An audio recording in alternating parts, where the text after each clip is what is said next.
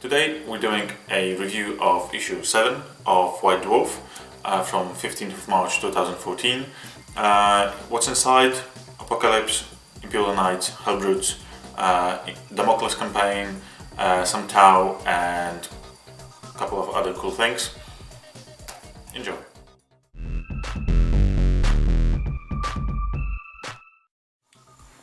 So this is it. This is issue 7 of White Dwarf.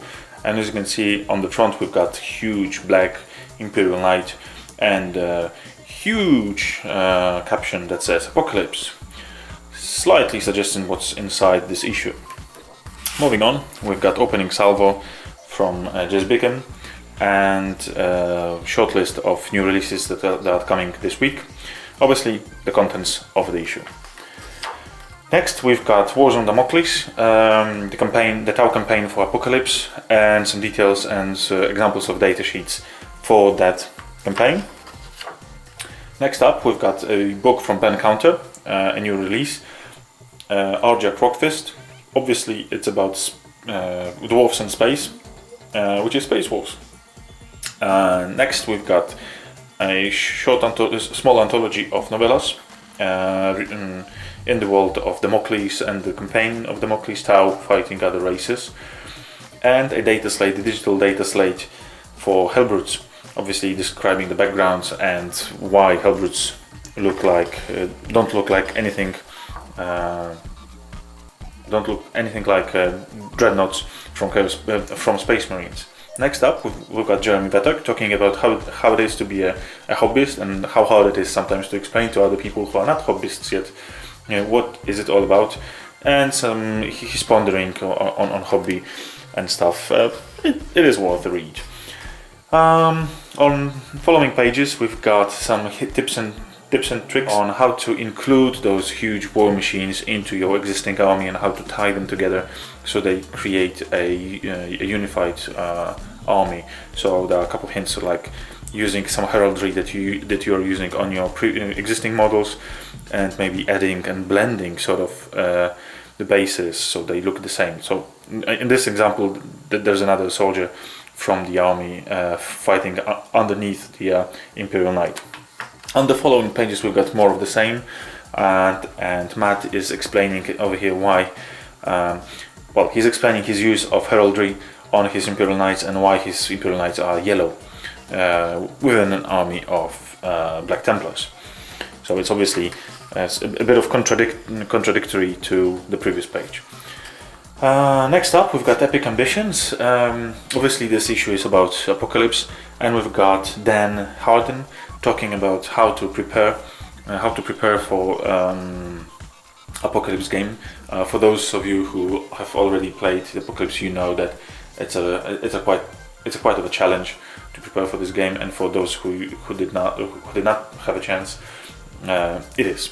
I mean, these games don't last 2 or 3 hours. These games last 10, sometimes even 2 days, and you have to split the game for 2 days and leave the models on the table. This is a part serious, part joking article. It's quite fun to read. We've got 4 pages altogether. There are also some tactics from Dan. As I said, it's not all that serious, but it's worth a read. I mean, it gets you thinking. Next up we've got Hall of Fame, a model sculpted by Brian Nelson, Gandalf the Grey. This is quite an amazing model. I mean, all of the models from Lord of the Rings are quite amazing, and I really like them, although the game for me sucks a bit. Next up we've got Exalted Flamer of Zinj, rules for 40k and fantasy. So yeah, that's basically it, the rules for Flamer of Zinj. Next, I mean, I've been complaining for some time now that the level of painted models in White Dwarf has been going down and down in recent years, and right now Heavy Metal Team is showing up with these beautifully painted Hellbrutes. On these close-ups you can see amazing blends and amazing glazes that they've done onto the models from Thousand Suns, I believe, over here. So it's worth a look, definitely worth a look. And again, we've got the Hellbrute that I've spoken in last episode, the Nurgle Hellbrute with 2 close combat weapons. Quite a challenge for Orc Death Dread. And obviously on the next pages we've got some hints on how to paint Hellbrutes and how to apply those amazing techniques to make them look like a metal team painted them if you try hard enough. On the next page we've got rules for Apocalypse. Imperial Knight Household Spearhead, which may consist of 3 to 5 paladins and a knight errant. So just use these rules in any Apocalypse games really, but these are created for Wars on Damocles obviously. Next up, again we've got short notes on Wars on Damocles, which is Tau expansions into further rims of space and conquering other races. And in the last few pages we've got what the White Dwarf team has been up to. And they're talking about, again, Apocalypse, Wars on Damocles and Tau.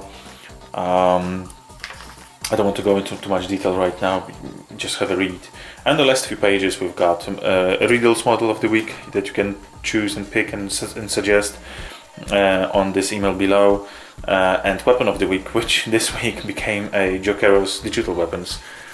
So a Grey Knight's Jokeros model, and it's sticky fingers and funny stuff. And at the very last pages we've got what's up in Warhammer Visions, and to be honest, something that interests me and got my attention is the Orc models. Everyone knows right now, should know by now, that the next codex that is coming out is Astra Militarum, which is IG, rebranded IG. But after them we're gonna have Orcs.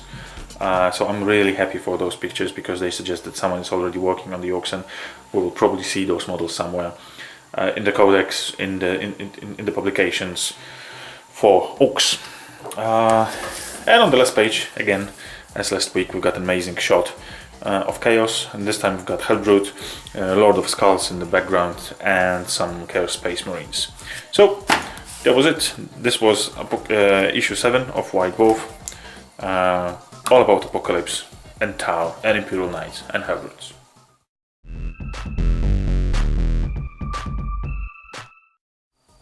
Well, that was the review of issue 7 of White Dwarf. If you have any suggestions, any comments, please leave them in the comment section below, on YouTube, on Facebook, and on my blog where I posted this video. I want to do it better from an issue to issue, so keep me posted, and see you next week.